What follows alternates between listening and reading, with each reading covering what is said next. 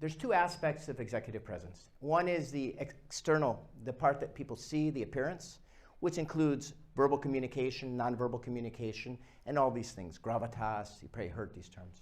The other part is the inner workings, the inner qualities, which is self-awareness, stress management, emotional intelligence, wanting to help other people.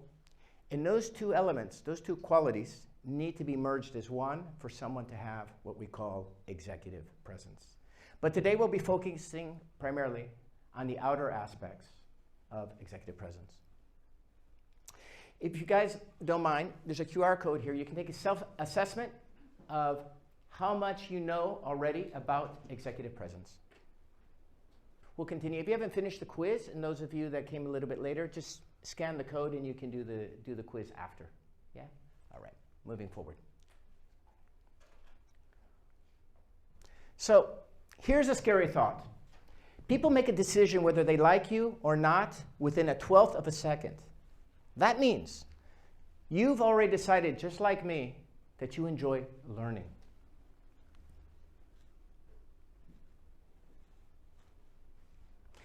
Today you'll enjoy learning about positive and what is negative body language, how to increase your charisma, how to walk and talk like you have confidence, the mindset and the attitude you need to project executive presence.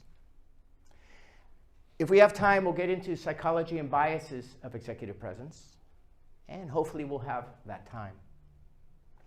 Jim Rohn once said, if you don't make a plan for your life and design your life, most likely you'll fall into somebody else's plan. And guess what they have planned for you? That's right, not much. So imagine what executive presence can do for you. Take a moment.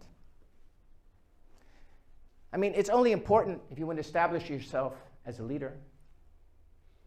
It empowers you to influence other people's thoughts, their actions, and behaviors. It gets you recognition throughout the organization, and it helps you radiate a compelling aura to others.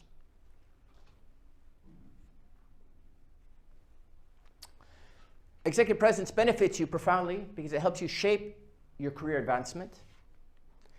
It positions you as an authoritative leader. It impacts the team's dynamics of your team. It provides a source of credibility, and it opens doors of opportunity.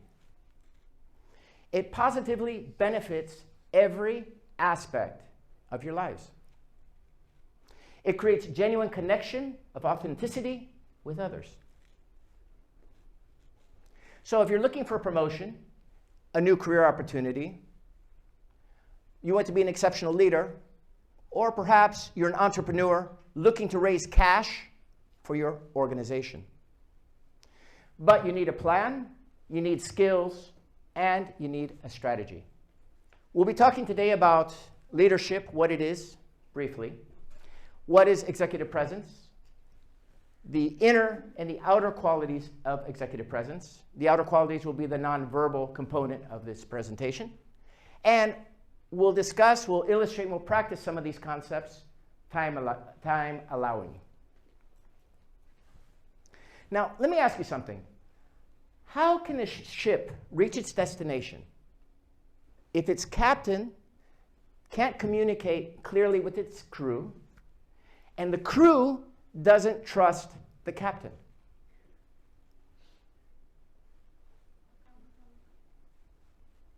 So ask yourself, why do you want to be a leader?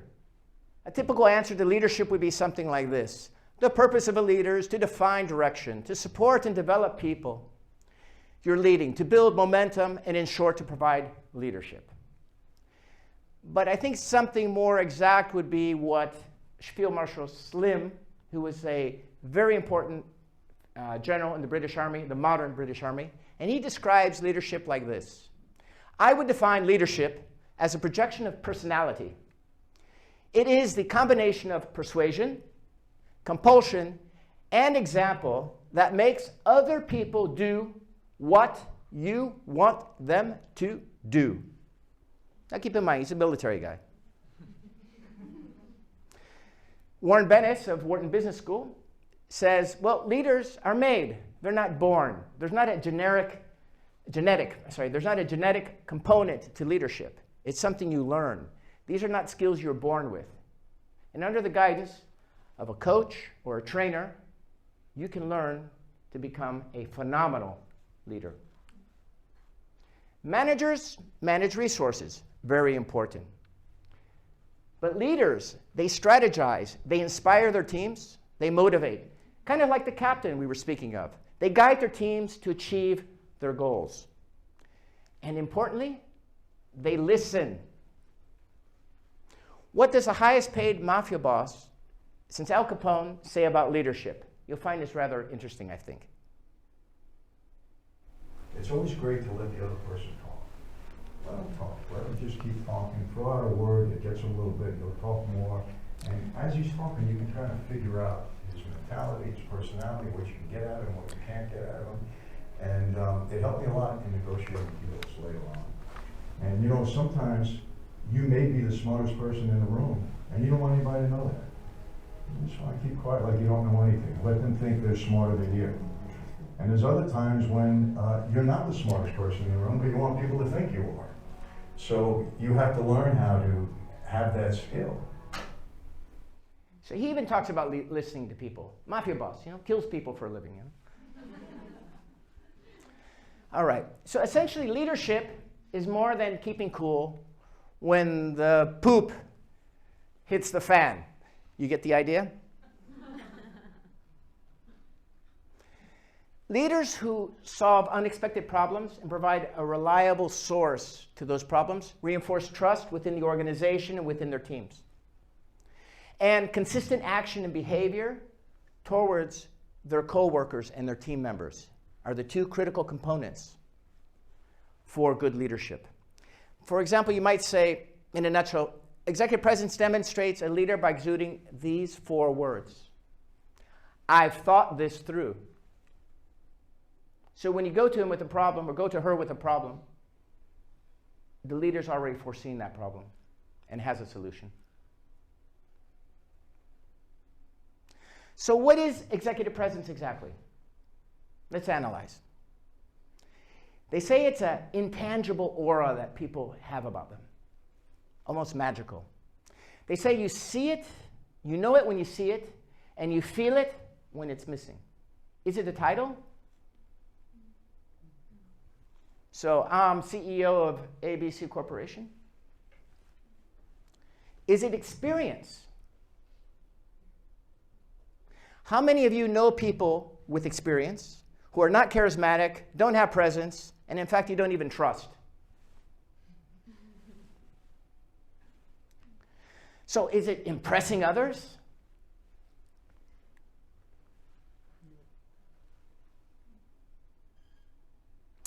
It's consistent behavior towards others, plus being a professional and having consistent professional reliability equals trust. Let me repeat that. Consistently treating people fairly and equally. So it's not one day they come to you with a problem and you yell at them and you throw them out of your office. The next day they come in and you're sweet as pie. That's not executive presence. But there are managers like that. And what that creates is employees that don't want to go to the manager with problems because they don't want to be mistreated or they don't want to go through that experience. So it's very, very important for leaders to be aware of this and that having that sensitivity. Sure, leaders have stress and they have more stress maybe than the project managers do, but they need to learn how to manage themselves, and that takes self-awareness. So we're going to talk the difference between charisma and presence, and this is an interesting detail. Charisma is often an act, which you see in Hollywood, TV actors, many politicians. They have charisma. It's a show. It's not real. Most of politics is theater. I can tell you because I work with ministers, prime ministers' offices, members of the EU Parliament, members of the Spanish Parliament, and I can guarantee you what I'm saying is true. But presence is authentic. It's genuine. It's the real you. Executive presence has 2 components. Again, it has the inner component, which again is managing yourself, managing your stress, treating others fairly, and the appearance and charisma. Now, the outer qualities are things like what we call gravitas, the appearance, how you communicate to people, how you speak to people. And we'll go deeper into communication in a moment. There's great training at Saran. If you guys scan this QR code, you could win 1 month free at Saran. So you might want to do that.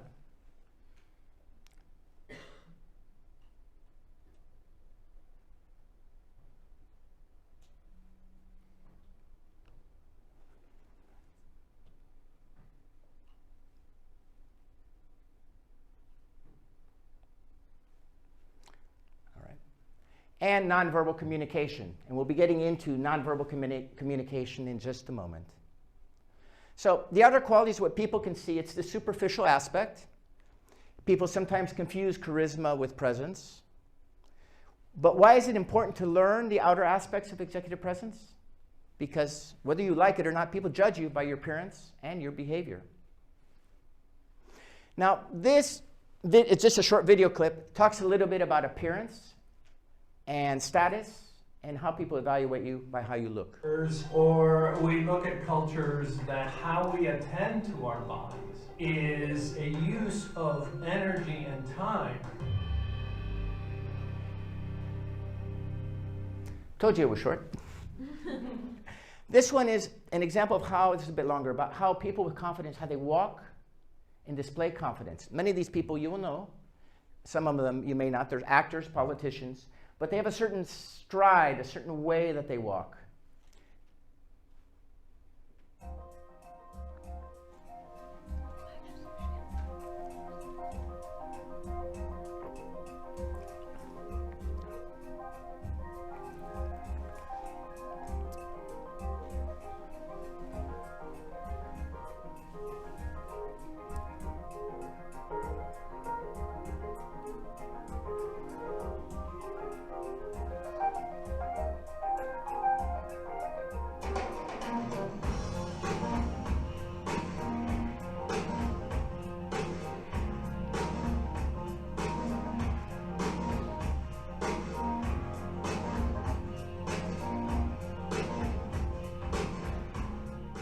If you notice, there's a certain difference. They're not timid. They take up space when they're walking.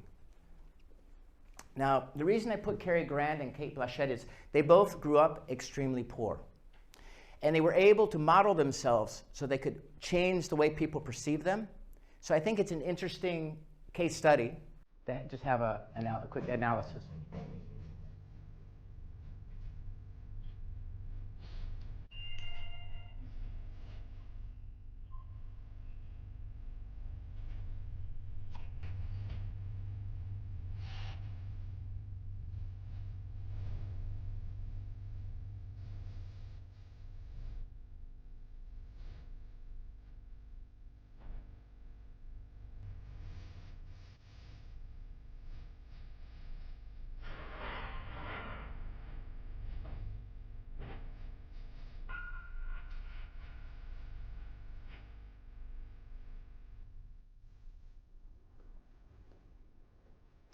If you're in charge and you're confident, you take your time. Why?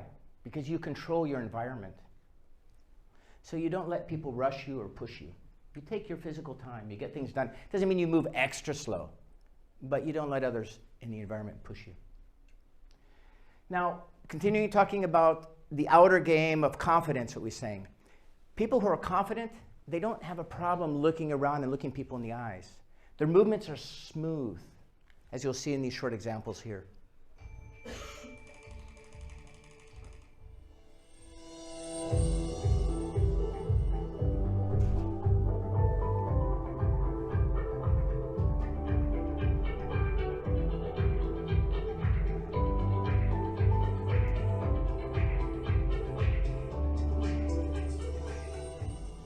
Which brings me to posture. Posture is critical because it affects your mental state and your attitude. Studies done at Harvard that we'll be talking about in just a moment demonstrate that certain postures will increase your testosterone. This is a lady called Jane Goodell. Does anyone know her? You do? Wow, fantastic. I wasn't sure anybody would recognize. She's a primatologist. Now, she exudes confidence, and this is somebody who really has the inner game and the outer game going. She's very humble, very quiet, but she has a magnetism towards her.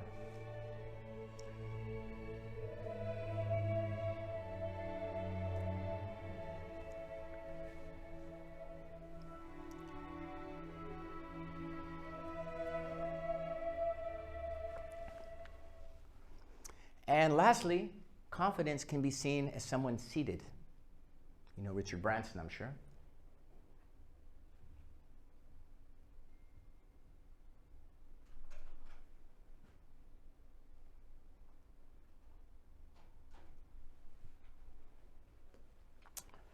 So the shortcut to learning to be confident, I'll share with you. And it's learning to model those who are confident. Does everybody understand the word model? Copy. Now, you develop your own signature, your own brand, your own executive presence has its own signature. It's not like you just copy the other person, but you notice what they do and you mimic those gestures, that body language. So I'm going to ask everybody to stand up, please. This is Amy Cuddy, and we've been having problems with the video. I'm going to ask you to stand just like her with your hands on your hips. I'll try to do the same, but I've got the clicker. So what the deal was, they would take people before doing the power poses, take their blood, and analyze their testosterone levels and other hormones in the body. They did this both to men and women. Then after 20 minutes, they would have them stand in a power pose for 2 minutes. Then they would have them sit down and relax, and after 20 minutes, take their blood again. And what they noticed is a significant spike in testosterone. And they repeated this multiple times. And this was done at Harvard. So usually Harvard's pretty credible in their studies. So what they say is it doesn't mean you have to stand like this in front of your team members or the board of directors and stuff. But if you're feeling like you're feeling a little bit uncomfortable or lacking a little bit of confidence for what's coming up, they suggest doing power poses to help you boost your confidence within you. Thank you so much. You guys can sit down if you like. And I'm sorry about the video. We tested before and we finally got it to play, but it's not so big.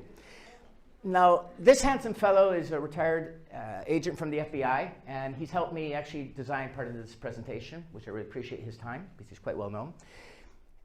Most of the experts, behavior experts, would agree that when you're sitting on a Zoom call, because we do a lot of online communication these days, is if you sit at about a 15% angle on the camera, you'll be you'll be able to connect better with the person. You'll have more rapport, more charisma with the person. 15%, not shoulder, just a slight turn in the body when you're on the laptop. Also, when you're sitting at a business meeting and you're going into a room, if possible, always try to sit kitty corner to the person that you're going to be negotiating with or discussing or trying to sell to. The reason being is if you sit in front of the person, which people will always gesture for you to sit in front, but the reason we don't want to do that is because it can be seen, it's confrontational. Keep in mind, the human brain, great, we think, but you've got a thing back here called the limbic system, and it's your primitive brain. You probably heard reptile brain and all that, but it's true. So there's certain things that your brain will start reacting, the instinctive brain we can call it as well, and it'll release certain chemicals and whatnot. And we want to reduce that if we're trying to be charismatic or we're trying to influence other people or persuade other people. The more tools we can put in our favor, the better. So, nonverbal communication, confidence, what's it look like? Chin up, chest back, shoulders up, right? Here we got Schwarzenegger. Obama was great at this. He's always got his chin up all the time. And good old Trump there. Hand gestures. Does anybody know anything about hand gestures? We know about negative hand gestures, but positive ones that communicate. Meditation, I like this. This is good. Balance. Hand gestures that communicate confidence. Well, one is you'll recognize her very quickly. The Merkle steeple, it's famous, right? So it's a steeple down here. It's kind of soft power. It means I've got things under control. You might even do it, on a table like this. That's okay. I would recommend avoid doing it like this. Does anybody here know who Pinky was? Pinky was a cartoon character. And every morning his buddy would say, so what are we going to do today, Pinky? Let's take over the world. Well, Pinky was always doing this, right? So you might not want to do that on the table, but upward. The other one is, and most people don't know this, is interlacing your fingers this way, as you see here.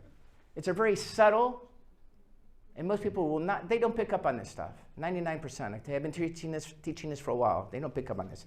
Now, you don't want to do this. It's not the same, huh? They teach at 𝐞𝐚𝐝 at the FBI, when they're doing interrogations, and suddenly somebody interlaces their fingers in a certain topic. It doesn't mean they're lying, because you don't with body language tell somebody's lying. But you can detect stress and discomfort. So if they've asked me a question and suddenly I do this, the agent's going to know I'm stressing or I'm feeling uncomfortable with that question. It's his job now to find out why. So this, no. This, yes. All right.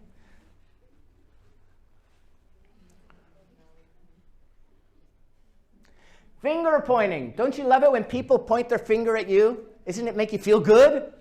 No? It's, by the way, one of the most hated gestures. We want to avoid pointing our fingers at people. It's much more elegant to use the whole hand. Please have a seat. Welcome. The meetings will be over here. The coffee machine is over there. The hors d'oeuvres are over there. Open hand, palm, not finger pointing. Bill Clinton, they worked with him for nearly, I think, 8-10 years, trying to get him to learn to point with his thumb. And it never worked. It never worked. The palm. And there's some research that supports this from Stanford University. They found that when you ask an audience to stand with palms up like this, you had 84% compliance. And this is in large auditoriums. If they used palms down and asked them to stand, it was 52%. But interestingly enough, if they did it with the fingers, the index fingers, it was only 28%. Guys, gentlemen, thumbs. Thumbs are really important, actually for ladies too. You know why thumbs are so important? Because without thumbs, we can't grasp things. And whether you believe that we were monkeys at one time or not is irrelevant. You need your thumb to grab onto things. So they're really, really critical for the hand. When people are feeling insecure, discomfort, this kind of thing, thumbs disappear. If you want to show that you're confident, demonstrate your thumbs, particularly for the gentleman in the room. So people like people who are like who? Who? Like who? Over here in this corner? People like who? Yeah, exactly, exactly. So we can build stronger connections with people by enhancing or increasing mirror neurons, or a term called synchrony. They also call it matching and mirroring. Basically, it's the same words for the same concepts. And I'll give you an example of this. How many of you have seen a couple in a restaurant having a romantic dinner? And he picks up his fork, and she does it at the exact same time. He goes for the glass of wine, she does the same. They're sitting the same, their heads are leaning the same. They're like in this perfect synchrony of dance. You've seen that before? If you haven't, observe. And what it is they're in complete rapport. Now, how does this apply to business? Well, not exactly the same. But in business, you can mimic other people's body language to create connection and rapport. Granted, you need to learn how to do it properly. You don't just start, the person crosses their legs, you cross their legs, they put their arm like, no. It doesn't work that way. But we can teach you ways that you can manipulate body language to create rapport. They teach all this stuff. This is anyway. I won't go too much into that. So basic body language helps us identify discomfort or comfort. If somebody's feeling comfortable or they're feeling stressed and not comfortable. It doesn't tell you if somebody's lying or not. But at the end of this, if we have time, I'll tell you one thing that they teach at 𝐞𝐚𝐝, how to detect if people might be lying. So we're going into lip reading. We know this is like pondering. This typically is a negative sensation of something. You've heard something, or it could be even you're biting your lip from presenting yourself from speaking. This generally means I've heard something I don't like either. And if the lips go to the side, that means I've made my mind up about something negative.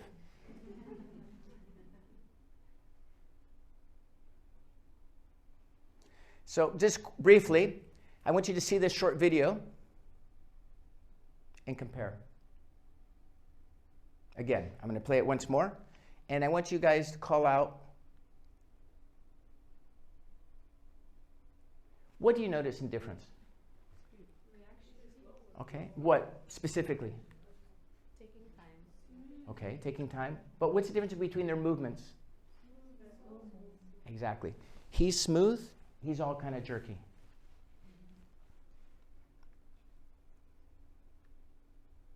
So what weakens your executive presence? Self-preening, self-soothing, jitteriness, self-touching, preening, all these good things.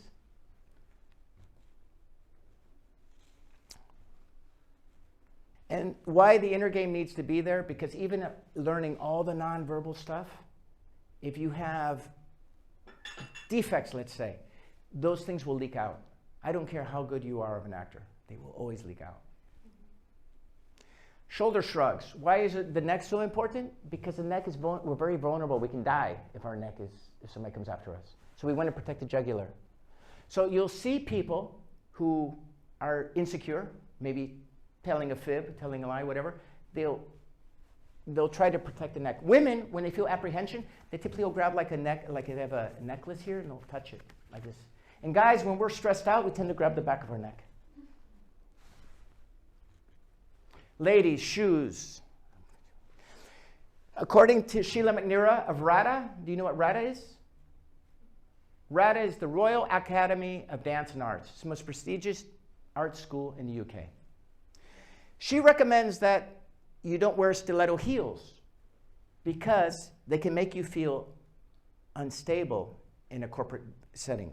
She recommends that you wear pumps. And if you want to increase your height, use pumps with a heel because you'll feel more stable. And think about it, it makes sense. If I'm feeling wobbly, I mean, I stopped wearing stiletto heels as of last week, but if I'm feeling wobbly, I'm not going to feel confident.